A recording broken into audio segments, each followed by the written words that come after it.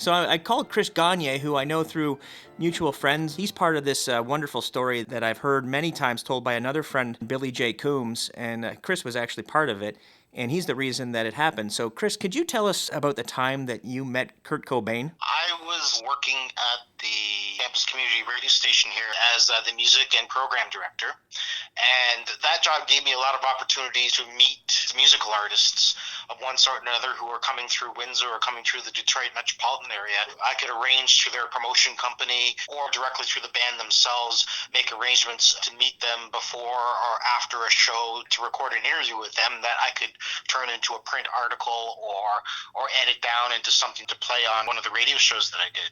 So on this occasion, there was a band from Chicago called Urge Overkill they had an album that had come out earlier that year that had caused quite a sensation in the nascent alternative music scene of the time, called the Supersonic Storybook. And I had made arrangements to interview them when they played at St. Andrews Hall. They were doing a tour at the time with this band that was on Sub Pop that were from the West Coast called Nirvana, who I kind of vaguely had heard of. I think I played some couple of tracks off the Bleach album that we had on vinyl in the On Air studio the previous year or so. I was focused on Urge Overkill, and it was a weird tour where they were kind of doing a double bill. There wasn't one backing up the other. So we got there about 6 o'clock in front of St. Andrews Hall, and we ran into Ed, the bass player from Urge Overkill. He was carrying an amplifier and his bass, actually, and he was running up the stairs of the St. Andrews Hall front steps in a hurry. And I was going, Ed, we're supposed to do an interview right now. And he goes, oh, no, man, we're late. I don't have time. We got to go do sound check right now. Can we do the interview after the show? I usually never do interviews after shows because musicians are terrible interviews after a show. They're partying, and if it was a good show, they're like God on a cloud, or if it was a bad show, they're like planning to kill themselves later that night. You never get a good interview after the show. And we were on the guest list for the show anyways, so I said yes. After the show, we'll meet you backstage and we'll find some place to do the interview. And Ed said, that sounds excellent. And so me and Billy J. Coombs and my wife, who was my girlfriend at the time, Pamela, I mentioned it to Billy, and Billy goes, hey man, there's a lot of hype about the other band, you know? And I go, you mean Nirvana? He said, yeah, that Nirvana band from Seattle, man, they're going big, man. They're going huge. I was kind of skeptical because I remembered Bleach was just like this freaking white noise metal album. But he said, can I come too? And I said, sure, okay. And I made an extra phone call and got him on the list too. And so we went and grabbed some beers and we watched Nirvana play. You know, the place was packed, and they played mostly was all these other tunes that I hadn't heard, was all the Nevermind tunes. Yeah, it was pretty rocking. Then Urge Overkill came on and played, and they were awesome. They wore these really crazy, badass costumes. They were like suits, but they were like really big and angular, and they played the whole Supersonic Storybook album, plus a couple of tracks from their previous releases. So as soon as they were done, we rushed backstage. He said he had to take care of some things and talk to a few people, and could he give us like half hour, 40 minutes, and then we could sit down and do the interview. It was all cool. There was a big bathtub full of Heinekens, and there was food, which was not normal for St. Andrews shows. I'd never seen that before at St. Andrews Hall's show, actually. And so what the heck? We went over and stuck our arms in and grabbed Heinekens, and we had a couple Heinies and talked to the people who were back there. And there was tons of people back there, too. Bouncers, and both bands were back there. I think Billy talked to Kurt Cobain first. He introduced me to him, and then I talked to him a little bit. And I had been out west. I had lived out west a bit. I meet someone from out west. I always ask them if they ski or not. And I said, hey, Kurt, nice to meet you. My name's Chris. Where are you from? And he says, I'm from Olympia, Washington, I think he said. I said, oh yeah, that's out west, so do you ski? And he goes, ski? I'll tell you my skiing story. The only time I went skiing, I went the wrong way down the bunny hill. I tripped over the power line for the clubhouse and knocked out the power.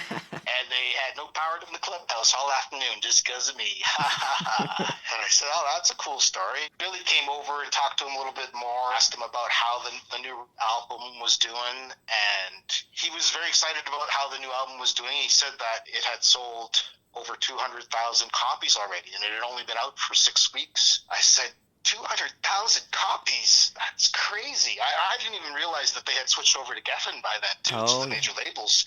That's why all that beer and food was there. And I said I couldn't believe it. I'd never heard of an alternative band selling so many CDs so fast. And I said, Kurt, how much did you get paid for this show tonight, man? There was people outside scalping tickets for this show for like $40-50, and I think it was just to see you guys. And he got quite upset about that and started complaining about this crappy hotel, him and the girl that I assumed was his girlfriend, who was this young little brunette girl. It wasn't Courtney Love anyway. He was complaining about this roach-infested hotel that they were in. And I said, yeah, man, you're getting burned. So how did he respond to that? Oh, he got really upset and stomped around and left the conversation and went and grabbed a beer. I just wanted to thank you very much for your time in the story. I love it. I love the story. That's good. It's my little contribution to the history of the early alternative music scene. Okay, we'll try calling Billy in Toronto. See what he can tell us about that meeting with Cobain. Billy is an old buddy. I've known him for many years. Hello? Billy! Hey, it's Mikey Evans, Marge. I just got off the phone with Chris Gagne. You did? He kind of gave me the background, but I love getting two people talking about the same thing, just because you might remember something that he didn't remember and whatnot. I bet. Tell me about the circumstances that landed you guys backstage at a Nirvana concert. Yeah, so we were going to go interview Urge Overkill. But there was something wrong with Urge Overkill. They had some kind of trouble, and they weren't seeing us. So they put us in this back room, and it's this funny little room with like a little rectangle. It had sandwiches, and it had beer, and it had Nirvana sitting in it. So we're waiting, and they're making us wait for a long time, like an hour at least. And okay, well, at least we got sandwiches and beer. I'm making up sandwiches. Kurt was sitting right beside the sandwich table that I would prefer to get at. I was making up Big Sammys, and I'm talking to Kurt, and he's sitting right there. And we're hanging out with Nova Selleck and the Dave Grohl, and they come by. Hey, he wants to smoke a joint, says, No way! Nova Selleck. Are you I'm serious? like, yeah, let's do it. And we smoked a big hootie. I'm not sure if Kurt shared the joint because some chick was coming over and talking to him and was all in his face. Chris was drinking all their beer, and I was eating all their sandwiches because I like sandwiches. And we were going right to town. I sat down beside Kurt, and I was talking to him about his album. It was sold I remember it was 50,000 copies or something, and that was really big back then. Chris Novoselic and Dave Grohl, and we were more shooting shit with those guys. They were very friendly, and Kurt was kind of off. The four of us were in one part of him. Kurt was off by the sandwiches, but back in the back corner, and a little more withdrawn, but I talked to him too about stuff. You guys were at the concert too, and you saw Nirvana perform. What was their concert show like? It was fabulous. This is boiling with energy, and at the end, the energy bursts out, destroying everything, as it should. A beautiful moment. Everything gets destroyed in the end, and you go home satisfied. I remember at the time I was in high school, a lot of the kids that I was hanging around with were listening to it, and I, of course, was listening to it as well. And I was wondering, is this the kind of thing that our kids are going to be listening to when we're older? And I think they are, All right, buddy. I appreciate your time. Yep. That's pretty cool. A good one. Well, it was a good time. I probably had about 4 sandwiches. And just one thing that I wanted to add, in the process of doing research for this video, I came across a book called Nirvana FAQ, Frequently Asked Questions, All That's Left to Know About the Most Important Band of the 1990s. Now, that girl that Billy and Chris met with Kurt Cobain that night was his girlfriend at the time, and her name was Mary Lou Lord. And it turns out, according to this book, that the next day, she left Cobain and she flew back to her home in Boston.